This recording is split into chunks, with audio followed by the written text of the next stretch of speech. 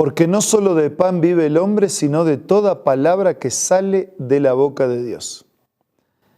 Esta es la declaración de Jesús y eso es lo que nos convoca diariamente para encontrar en la palabra de Dios el pan de vida para nuestra vida. Hoy nos detenemos en San Mateo capítulo 4, pero lo hacemos con un espíritu de oración. Padre nuestro que estás en los cielos, bendícenos al meditar en tu palabra. Te lo pedimos y agradecemos en el nombre de Jesús. Amén. El capítulo 4 de San Mateo comienza con las tentaciones de Jesús. Dice que fue el Espíritu el que llevó a Jesús al desierto para que el diablo lo sometiera a la tentación. Dice que Jesús había ayunado 40 días y 40 noches buscando una intimidad más cercana con Dios, con su Padre, antes de iniciar la misión que debía desarrollar en la tierra. Por lo tanto, después de 40 días y noches, tuvo hambre. Y fue allí cuando se le acercó el tentador y le propuso: si eres el Hijo de Dios, ordena a estas piedras que se conviertan en pan. La primera tentación tenía que ver con el apetito. Tenía hambre Jesús y era el Hijo de Dios. Pero ¿por qué tendría que seguir la indicación que recibía del enemigo? ¿Cuál fue la respuesta? ¿Cómo enfrentó Jesús las tentaciones? Siempre con un escrito está. Escrito está: no solo de pan vive el hombre, sino de toda palabra que sale de la boca de Dios. Tenía hambre, necesitaba pan, pero no es solo con pan que vive el hombre. Vive de escuchar y de obedecer la palabra del Señor. Versículo 5, entonces el diablo lo llevó a una ciudad santa e hizo que se pusiera de pie sobre la parte más alta del templo y le dijo: si eres el Hijo de Dios, tírate abajo porque escrito está. Ordenará que sus ángeles te sostengan en sus manos para que no tropieces con piedra alguna. La primera tentación tuvo que ver con el apetito, la segunda tiene que ver con la presunción. Si era cuestión de citar la Biblia, el diablo también podría hacerlo. Solo que el diablo no citó el pasaje completo que aparece en Salmos. Le faltó la expresión en todos tus caminos. Por eso Jesús contestó, versículo 7, no pongas a prueba al Señor tu Dios. Escrito está, dijo Jesús, no pongas a prueba al Señor tu Dios.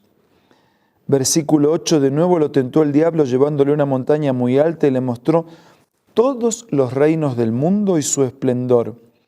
Todo esto te daré si postrados me adoraras.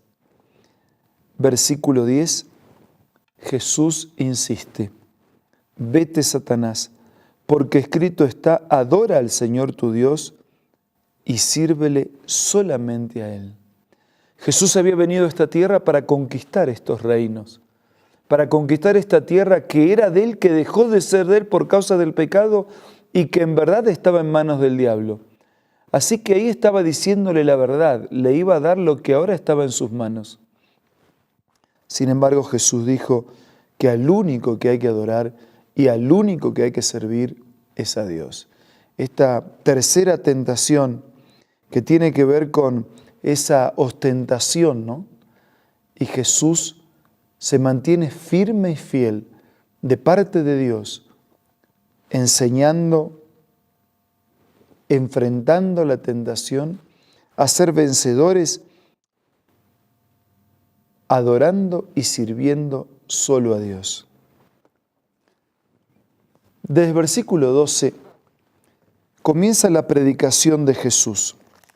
Dice que cuando oyó que habían encarcelado a Juan, regresó a Galilea, partió de Nazaret y se fue a vivir a Capernaum, que está junto al lago en la región de Zabulón y de Neftalí, para cumplir lo dicho por el profeta Isaías: tierra de Zabulón y tierra de Neftalí, camino del mar al otro lado del Jordán, Galilea de los gentiles, el pueblo que habitaba en la oscuridad ha visto una gran luz sobre los que vivían en densas tinieblas, la luz ha resplandecido. A medida que avancemos en la lectura y meditación del Nuevo Testamento, nos vamos a encontrar con citaciones directas de lo que los profetas escribieron en los años anteriores y que hace parte del Antiguo Testamento. Así que cuando yo escucho, aunque respeto, a algunos decir que el Antiguo Testamento ya no vale, que no es para nosotros, que era para otros, en ese caso, quien piensa que solo cree en el Nuevo Testamento está lleno de citas del Antiguo Testamento. Hacen una sola unidad. Una parte fue escrita antes de Cristo, la otra fue escrita después de Cristo. Versículo 17. Desde entonces Jesús comenzó a predicar: arrepiéntanse porque el reino de los cielos está cerca. Ese era el mensaje central de la predicación de Cristo. El reino de los cielos está cerca. Y era el mismo mensaje de los profetas en el Antiguo Testamento. El gran día de Dios está cerca. El versículo 18 nos encontramos con la escena del llamamiento de los primeros discípulos. Mientras caminaba junto al mar de Galilea, Jesús vio a dos hermanos. Uno era Simón, llamado Pedro, el otro Andrés. Estaban echando la red al lago, pues eran pescadores. Y Jesús les dijo: vengan, síganme, y los haré pescadores de hombres. Más que pescar peces, ustedes pueden encontrar personas para el reino de Dios. Y dice la Biblia que al instante dejaron las redes y lo siguieron. ¿Cuánto tiempo pasa entre que Dios le hace un llamado a su corazón y usted responde? Los discípulos al instante dejaron de ser pescadores y se transformaron en misioneros, instrumentos en las manos de Dios. Más adelante vio a otros dos hermanos, Jacobo y Juan, hijos de Zebedeo, que estaban con su padre en una barca remendando redes. Jesús los llamó y dejaron enseguida la barca y a su padre y lo siguieron. Al instante, enseguida. Desde el versículo 23 hasta el 25, en el final del capítulo, nos resume este ministerio inicial y al mismo tiempo es el resumen de todo el ministerio de Jesús. Jesús recorría toda Galilea enseñando en la sinagoga de ellos, anunciando las buenas nuevas del reino y sanando toda enfermedad y toda dolencia en el pueblo. Jesús enseñaba, Jesús anunciaba las buenas nuevas, predicaba, Jesús sanaba la parte física, la parte intelectual educativa, la parte espiritual, la integralidad del ser integrada en la misión de Jesús. Su fama se extendía por toda Siria y le llevaban todos los que padecían de diversas enfermedades, los que sufrían dolores graves, los endemoniados, los epilépticos, los paralíticos, y los sanaba. Y los seguía grandes multitudes de Galilea, Decápolis, Jerusalén, Judea y de la región al otro lado del Jordán. Sí, aquí ya estamos en un ministerio activo de parte del Señor. Un ministerio que comienza ayunando, orando, buscando a Dios para que el Padre lo dirija en la misión que tenía que cumplir. Un ministerio que comienza juntando personas y armando un equipo de trabajo, liderados espiritual y misioneramente para cumplir un propósito. Un ministerio que se desarrolla centralizado en el anuncio del reino de Dios que está próximo a llegar. Y un ministerio que se ejemplifica en esos tres pilares: enseñar, predicar y sanar. Todo eso hizo Jesús y todo eso hace para salvar y rescatar a sus hijos. Hoy podemos agradecer a Dios por la vida, por el ministerio, por la encarnación de Jesús. Y podemos permitirle a ese Jesús que llegue a nuestra vida para enseñarnos, que llegue a nuestra vida para anunciarnos el reino y que llegue a nuestra vida para sanar toda dolencia.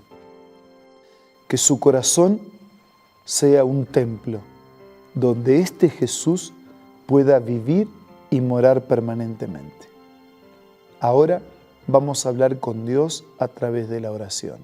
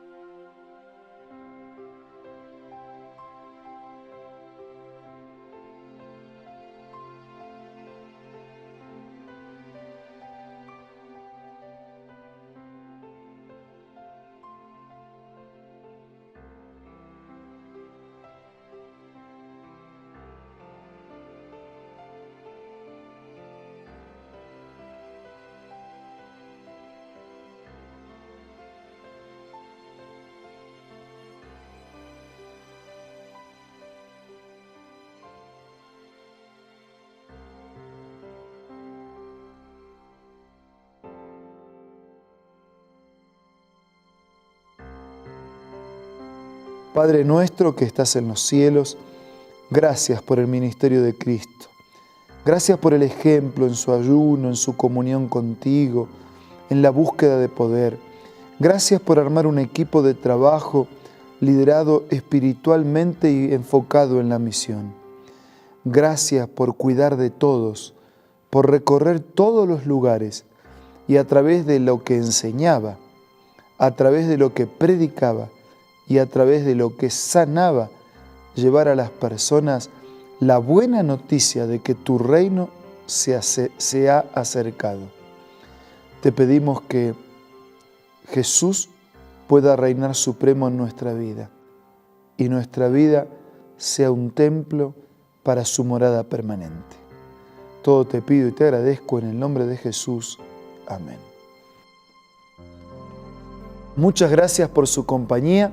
Nos reencontramos mañana para seguir siendo reavivados por su palabra.